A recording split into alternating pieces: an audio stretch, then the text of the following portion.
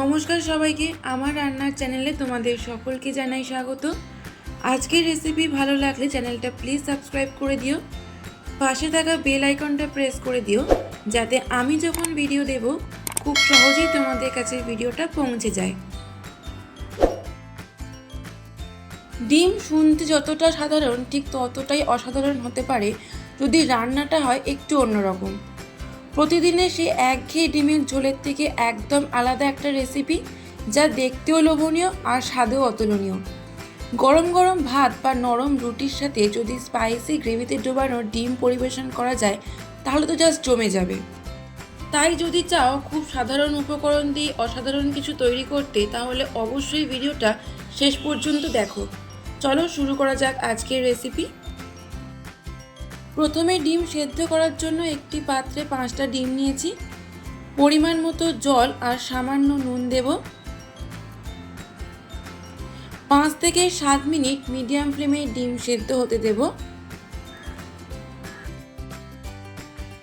ডিম সেদ্ধ হয়ে গেলে ডিমের খোসাগুলো ছাড়িয়ে নেব, আর যাতে ডিমের ভেতরে মশলা ভালো করে ঢোকে তার জন্য ডিমগুলোর ওপর দিকে চিড়ে দেব। ডিমের কারি বানানোর জন্য যে সমস্ত উপকরণগুলো লাগবে সেগুলো হলো হলুদ গুঁড়ো, গোটা জিরে, রসুন বাটা, পেঁয়াজ বাটা, আদা বাটা, জিরে গুঁড়ো, ধনে গুঁড়ো, গরম মশলা, টমেটো কুচি, লবঙ্গ, এলাচ, দারচিনি আর শুকনো লঙ্কা। প্রথমে কড়াইতে পরিমাণ মতো সর্ষের তেল দেব। তেল গরম হয়ে গেলে তার মধ্যে সেদ্ধ করে রাখা ডিমগুলো দিয়ে দেব। সামান্য হলুদ গুঁড়ো, কাশ্মীরি রেড চিলি পাউডার, স্বাদ মতো নুন দিয়ে ডিমগুলো হালকা ভেজে নেব। ডিম বেশি ভাজলে শক্ত হয়ে যায়। ডিম ভাজা হয়ে গেলে একটা পাত্রে তুলে নেব। ওই তেলেই আবারও পরিমাণ মতো সর্ষের তেল দেব।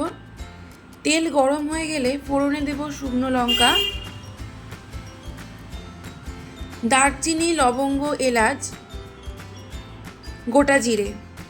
হালকা নাড়াচাড়া করে ফোড়ন থেকে সুন্দর গন্ধ বেরোনো শুরু হলে তার মধ্যে দেব পেঁয়াজ বাটা। পেঁয়াজ 2 থেকে 3 মিনিট মিডিয়াম ফ্লেমে ভাজতে হবে, যাতে পেঁয়াজে লালচে রং আসে।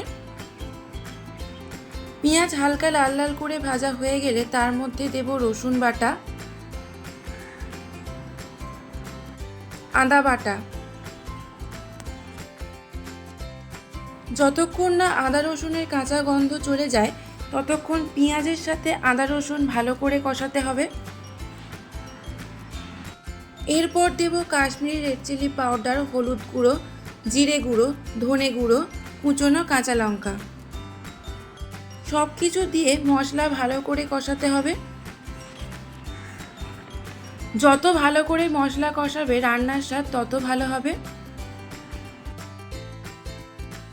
যাতে মশলা পুড়ে না যায় তার জন্য সামান্য জল দিয়ে দিয়ে মিডিয়াম ফ্লেমে মশলা কষাতে হবে।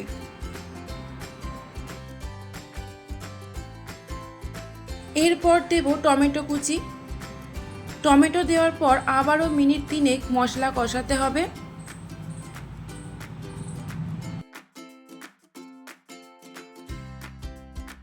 স্বাদ মতো নুন দেব। মশলা কষানো হয়ে গেলে মশলা থেকে তেল ছেড়ে দিলে পরিমাণ মতো জল দিয়ে দেব।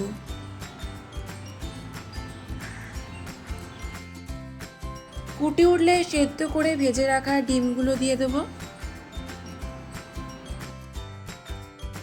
ডিম দেওয়ার পর মিনিট 2 ফুটিয়ে ওপর থেকে গরম মশলা ছড়িয়ে মিশিয়ে নিলেই রেডি ডিমের কারি। রুটি, পরোটা বা গরম ভাতের সাথে তোমরা অবশ্যই একবার এই রেসিপিটা ট্রাই করো। আশা করি রেসিপিটা তোমাদের ভালো লেগেছে। আমাকে কমেন্ট বক্সে অবশ্যই লিখে জানিও তোমাদের কেমন লাগলো। ভালো লাগলে লাইক, শেয়ার ও সাবস্ক্রাইব করতে ভুলবে না। তোমাদের করা একটা লাইক, সাবস্ক্রাইব আমাকে পরবর্তী ভিডিও তৈরি করতে অনেকটা মোটিভেট করে। আবার দেখা হবে নতুন একটা রেসিপি নিয়ে। ততক্ষণ সবাই ভালো থেকো, সুস্থ থেকো।